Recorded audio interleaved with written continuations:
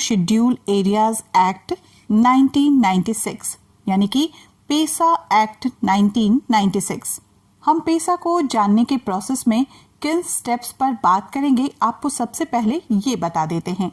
पहला होगा पेसा एक्ट क्या है, दूसरा एक्ट के उद्देश्य क्या हैं, तीसरा कहाँ लागू होता है ये पेसा कानून, चौथा एक्ट के अंतर्गत कानूनी अधिकार, पांचवा ग्राम सभा को दी गई प्रमुख शक्तियां, छठा आदर्श पेसा नियमों की मुख्य विशेषताएं, सातवां होगा पेसा एक्ट का क्या महत्व है, आठवां एक्ट को प्रभावी बनाने के सुझाव क्या क्या हैं और अंत में यूपीएससी प्रारंभिक परीक्षा अभ्यास प्रश्न।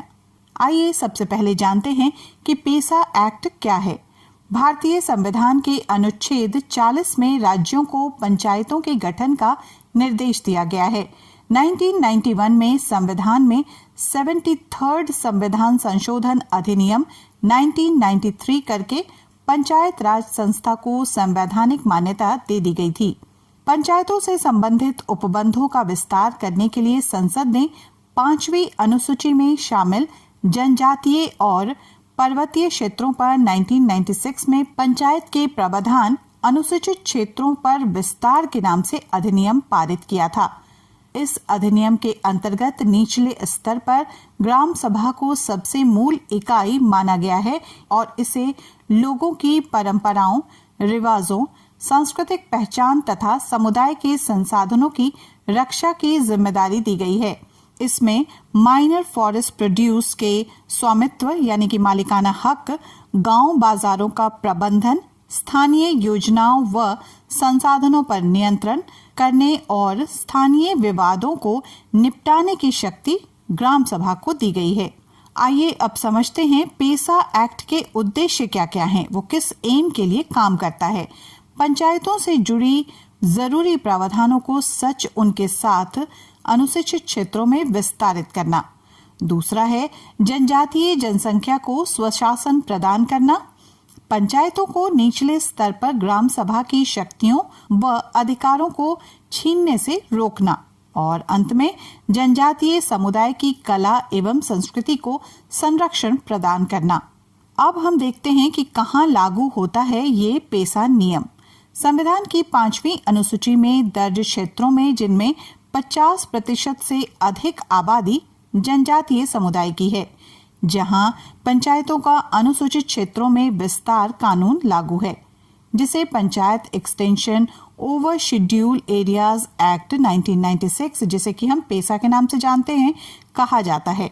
भारत में Panchayat Extension to Schedule Area Act 1996 अनुपालना संबंधी राज्य में आंध्र प्रदेश, छत्तीसगढ़, गुजरात, हिमाचल प्रदेश, झारखंड, मध्य प्रदेश, महाराष्ट्र, ओडिशा और राजस्थान के आदिवासी बाहुल्य क्षेत्र आते हैं।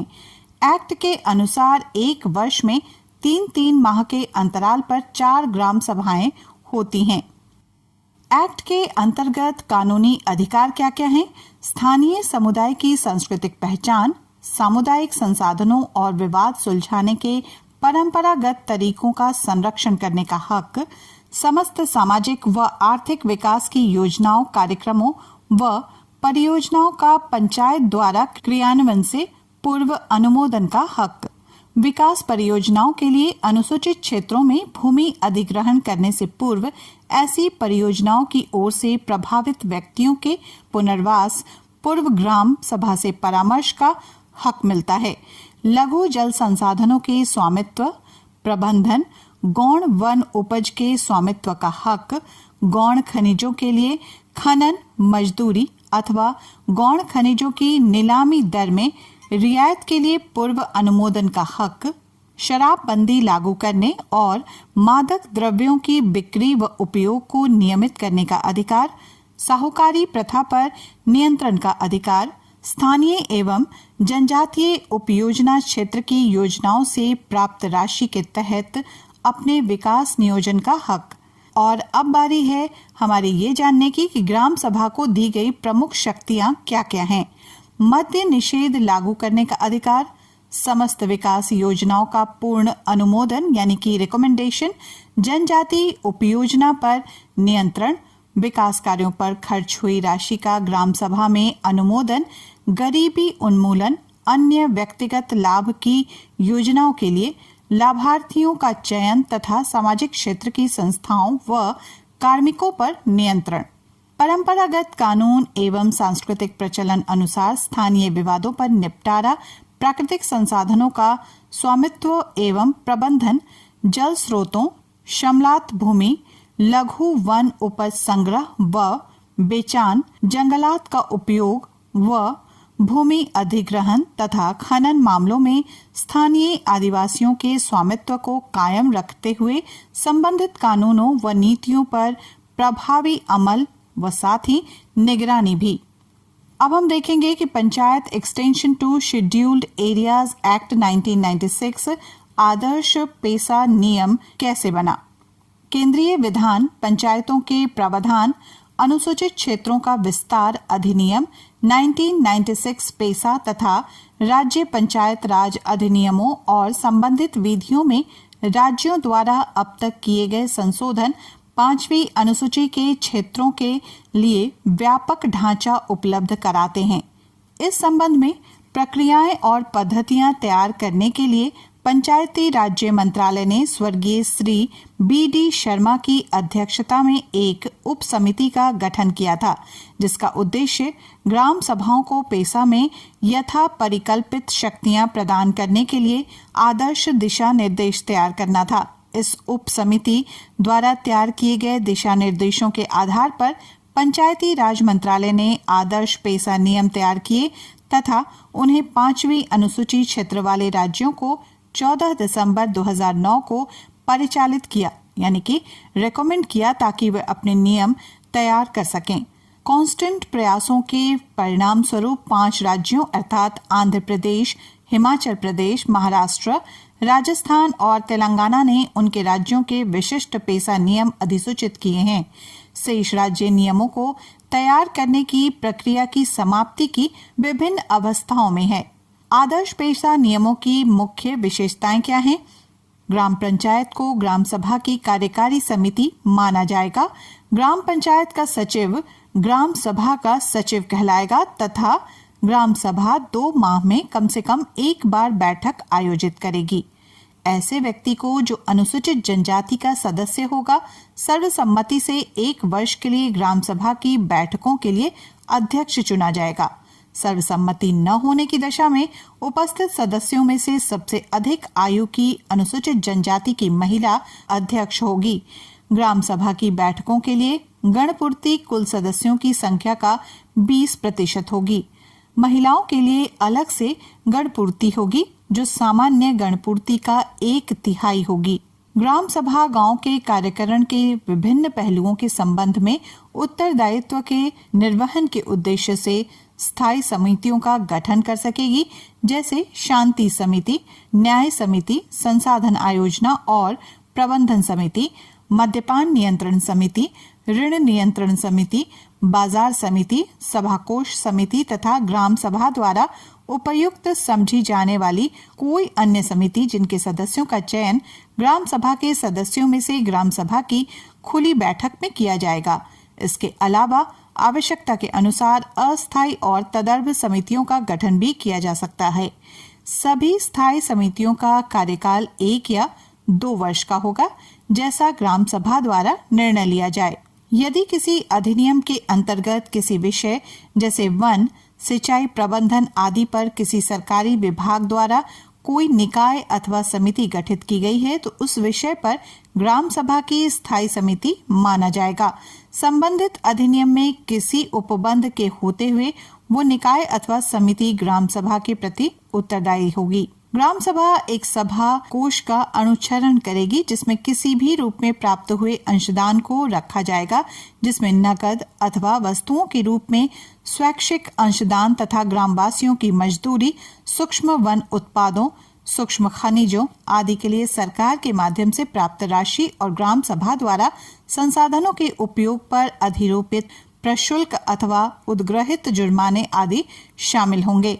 ग्राम सभा के पास अपने निर्णयों के अनुसार इसके उपयोग का पूर्ण अधिकार होगा। ग्राम सभा द्वारा विवाद निपटान की प्रक्रिया को भी आदर्श नियमों में सूचीबद्ध किया गया है।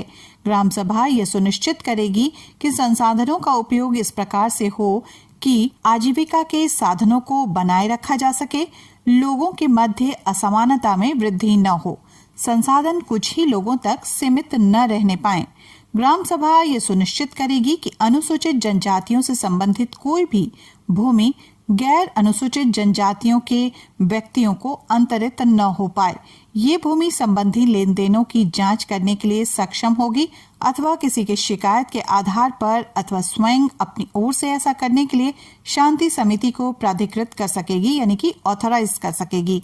यदि ग्राम सभा की ये राय है कि अनुसूचित जनजातियों से संबंधित भूमि पर कब्जा किए जाने के प्रयास किए जा रहे हैं, तो ये लेन देन को प्रतिषिद्ध करने के लिए अनुदेश जारी करेगी, जिससे कि उसे रोका जा सकेगा तथा ऐसे मामलों में इसका निर्णय अंतिम होगा।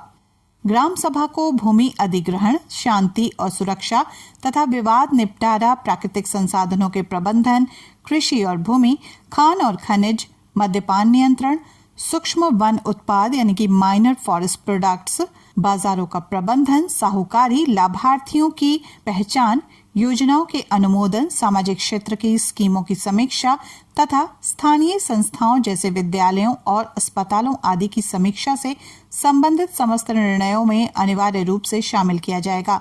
ग्राम सभा पहला जन्म, दूसरा मृत्यु, तीसरा विवाहों, चौथा त्योहारों, पांचवा आजीविका की तलाश में गांव से बाहर जाने वाले व्यक्तियों के विवरणों के लिए एक पृथक रजिस्टर का अनुरक्षण करने के लिए सक्षम है। ग्राम पंचायत के लिए अपने क्षेत्रों में किए गए कार्यों के लिए ग्राम सभा द्वारा दिए गए समस्त धन के उपयोग का प्रमाण पत्र उससे प्राप्त करना अनिवार्य है। यदि ग्राम सभा की ये राय है कि कोई राज्य विधान, प्रथागत विधि, सामाजिक तौर और धार्मिक रिवाजों और समुदायों संसाधनों की पारंपरिक प्रबंधन प्रक्रियाओं के अनुरूप नहीं है, तो वो उस संबंध में एक संकल्प पारित करेगी और जिला कलेक्टर के माध्यम से उसे राज्य सरकार को भिजवाएगी। राज्य सरकार उस पर आवश्यक कार्यवाही करेगी। अब हम समझेंगे कि पेसा एक्ट का महत्व क्या है। पेसा का प्रभावी क्रियान्वयन न केवल विकास लाएगा, बल्कि ये 5वीं अनुसूचित क्षेत्रों में लोकतंत्र भी और गहरा होगा। पेसा के कई और फायदे हैं। इससे निर्णय लेने में लोगों की भागीदारी में वृद्धि होगी। पेसा आदिवासी क्षेत्रों में अलगाव की भावना को कम करेगा और सार्वजनिक संसाधनों के उपयोग पर बेहतर नियंत्रण होगा। पेसा से जनजातीय आबादी में गरीबी और बाहर पलायन कम हो जाएगा, क्योंकि प्राकृतिक संसाधनों पर नियंत्रण और प्रबंधन से उनकी आजीविका और आय में सुधार होगा। पेसा एक्ट जनजातीय आबादी के शोषण को कम करेगा, क्योंकि वो ऋण देने, शराब की बिक्री, खपत एवं गांव बाजारों का प्रबंधन करने में सक्षम होंगे। पेसा एक्ट के प्रभावी क्रियान्वयन से भूमि के अवैध हस्तांतरण पर रोक लगेगी और आदिवासियों की अवैध रूप से हस्तांतरित जमीन को बहाल किया जा सकेगा। और सबसे महत्वपूर्ण बात यह है कि ऐसा परंपराओं, रीति रिवाजों और जनजातीय आबादी की सांस्कृतिक पहचान के संरक्षण के माध्यम से सांस्कृतिक विरासत को बढ़ावा भी देगा। पेसा एक्ट 1996 को और अधिक प्रभावी बनाने के क्या उपाय हैं? ग्राम सभा को केवल प्रशासनिक शक्तियां ही नहीं, बल्कि वित्तीय शक्तियां भी हस्तांतरित कर उन्हें सच में सशक्त बनाए जाने की जरूरत है। लोगों को इस अधिनियम और इसमें अंतर्विष्ट उनके अधिकारों की जानकारी प्रदान की जानी चाहिए। इस संबंध में उन्हें प्रशिक्षण प्रदान किया जाना चाहिए। वन अधिनियम, भूमि अधिग्रहण अधिनियम आदि पेसा अधिनियम के संगत नहीं हैं। इनमें संशोधन की आवश्यकता है ताकि अनुसूचित क्षेत्रों में ग्राम सभा को लघु वनोपजों, जल निकायों और भूमि संसाधनों का सही मायने में स्वामित्व प्रदान किया जा सके। एक मजबूत शिकायत निवारण तंत्र स्थापित करने की आवश्यकता है ताकि नागरिकों की आवश्यकता के अनुरूप इस अधिनियम को लागू किया जा सके। ग्राम सभा और पंचायतों में महिलाओं की भागीदारी सुनिश्चित करने के लिए विशेष ध्यान दिया जाना चाहिए।